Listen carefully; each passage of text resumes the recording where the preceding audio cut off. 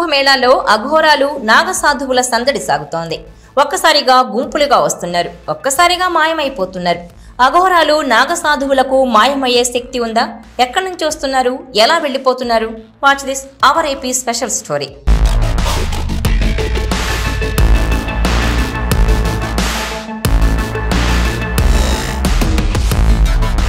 జనవరి 13న ప్రారంభమైన మహాకుంభమేళ మహాశివరాత్రి వరకు ఉంటుంది. దాదాపు ఈ 45 రోజుల్లో రాజస్నానాలు ఆచరించేందుకు ముఖ్యమైన తిథులుంటాయి. వాటిలో మౌని అమావాస్య ఒకటి. జనవరి 29 మౌని అమావాస్య వచ్చింది. ఈరోజు భక్తులు మాత్రమే కాదు, లెక్కకు మించి నాగసాధువులు అఘోరాలు గుంపులుగా వచ్చి త్రివేణి సంగమంలో స్నానమాచరించి వెళ్లిపోతారు. ఇంతకీ అఘోరాలు నాగసాధువులు ఎక్కడెక్కడి నుంచి వస్తారు? ఎలా వస్తారు? బస్సుల్లో రారు, రైళ్లలో కనిపించరు, ఏ రోడ్లపైన తిరుగుతూ కనిపించరు. ఎక్కడో హిమాలయాల్లో ఉండేవారంతా ఒక్కసారిగా గుంపుగా ఎలా వచ్చేస్తారు? మహాకుంభమేళ 45 రోజుల పాటు జరిగే ఆధ్యాత్మిక ఉత్సవం. మొదటి 10 రోజుల్లో పలు సందర్భాల్లో నాగసాధువులు అఘోరాలు కుంభమేళాల్లో సడన్ గా ప్రత్యక్షమయ్యారు. వాళ్లకు సంబంధించి బయటకొచ్చిన వీడియోలన్నీ కుంభమేళాలో జరిగిన ప్రదేశం నుంచే.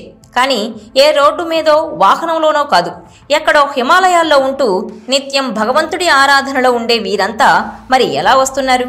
ఈ ప్రశ్నకు సమాధానమే నాగసాధువులు అఘోరాలకు మాయమయ్యే శక్తి ఉంది అని. వీరికి ఆకాశగమనం తెలుసు. అంటే ఆకాశ మార్గంలో వచ్చి వారు చేరాలి అనుకున్న ప్రదేశంలో అడుగుపెట్టి ఆ తర్వాత పుణ్యస్నానం ఆచరించి మళ్ళీ గుంపుగా వెళ్తూ ఓ ప్రదేశానికి వెళ్ళగానే కనిపించరు. అంటే అక్కడి నుంచి ఆకాశ మార్గంలో వెళ్ళిపోతారు.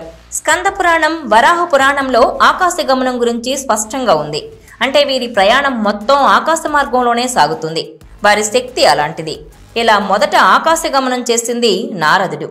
తక్షశిల, వారణాసి, గౌహతి అడవులు, హిమాలయాల్లో 2 ప్రదేశాలు, మొత్తం 5 ప్రదేశాల్లో నాగసాధువులు అఘోరాలు ఉంటారు.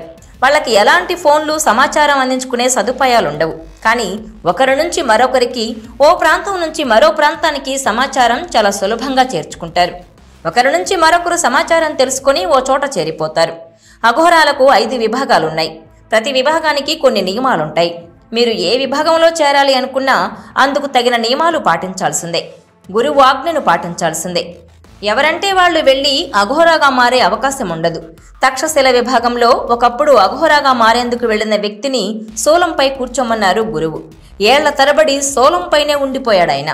ఇక మెడ నిండా పాములు, రుద్రాక్షలతో ఒళ్లంతా నిండిపోయి కనిపిస్తారు మరికొందరు. అది కూడా గురువు ఆజ్ఞే. తిరిగి గురువు చెప్పే వరకు వాటిని తమ శరీరంపై నుంచి తీయరు. వారి జీవనం వాటితోనే. ఇలాంటి కఠినమైన దీక్షలు చేస్తారు. నిత్యం ఆ పరమేశ్వరుడి ఆరాధనలోనే ఉంటారు. అందుకే కుంభమేళాకు వెళ్లిన భక్తులకు వీళ్లు కనిపిస్తే దూరం నుంచి నమస్కరించండి చాలు. ఎందుకంటే గడ్డ కట్టే చలిలో ఒంటిపై వస్త్రాలు కూడా లేకుండా తపస్సు ఆచరిస్తారు. ఇలాంటి వారి దర్శనమే మహాభాగ్యం. అందుకే చూడగానే నమస్కరించండి, కానీ కాళ్లపై పడి వాళ్ళని ఇబ్బంది పెట్టకండని చెప్తారు.